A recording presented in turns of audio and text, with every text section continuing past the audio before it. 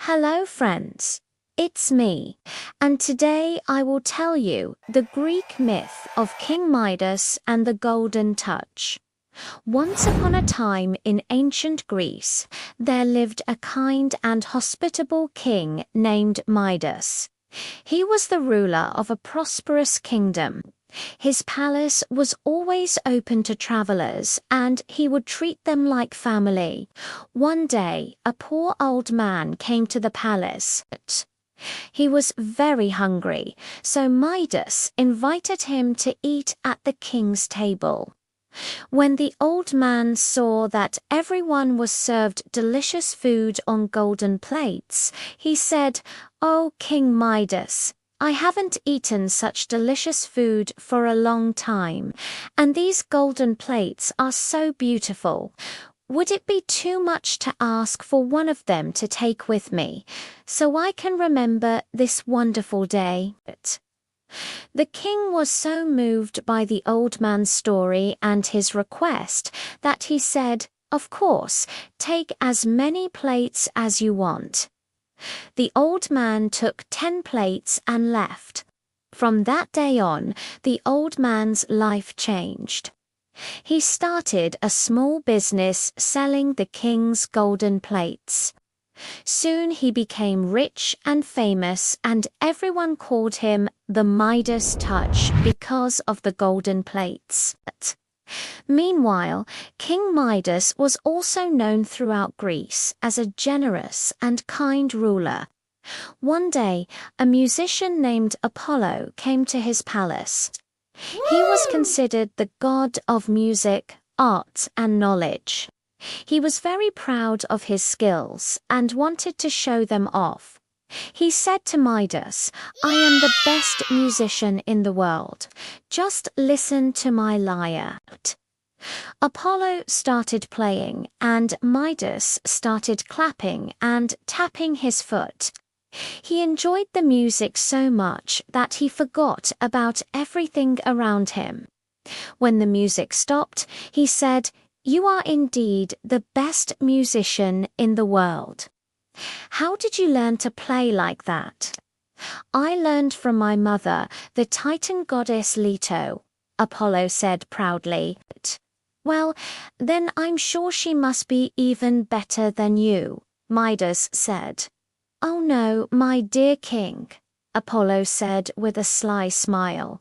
"You have no idea how talented my mother is. But if you want to know, I can ask her to play for you right now." "That would be wonderful," Midas said.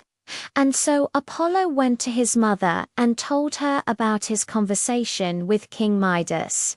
"Oh son," Leto said, "you know that I've never played the lyre for anyone. I'm too shy." "But Midas wants to hear you play," Apollo said. "Tell me, mother, why don't you want to play for the king?" Leto sighed and said, "I don't want to seem boastful, but I am the only one who can make the 7-stringed lyre sound good. Anyone who hears my music becomes immortal." "Oh, Mum, don't worry," Apollo said. "I'll stand right here and make sure no one is around while you play." Meanwhile, King Midas was waiting impatiently for Leto to come and play for him. Finally, he heard the soft, beautiful sound of the 7-stringed lyre.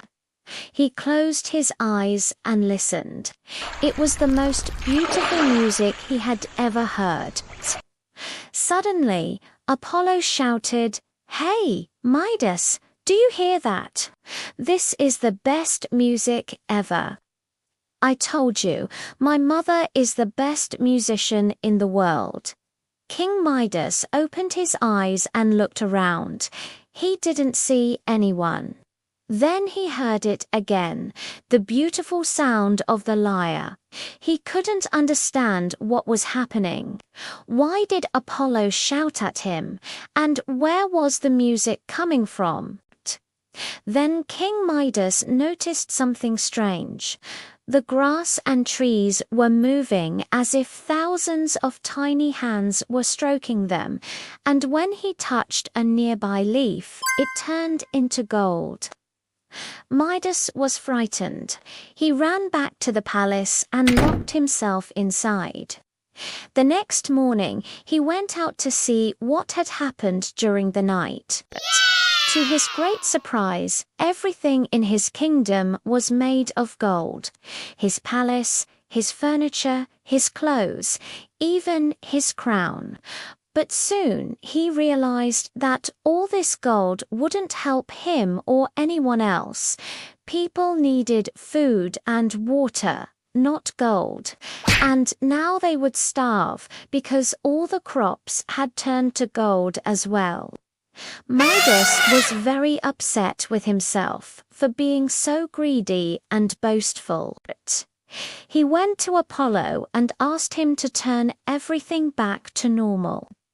The god of music was very happy to see that Midas had learned his lesson and had become a humble man.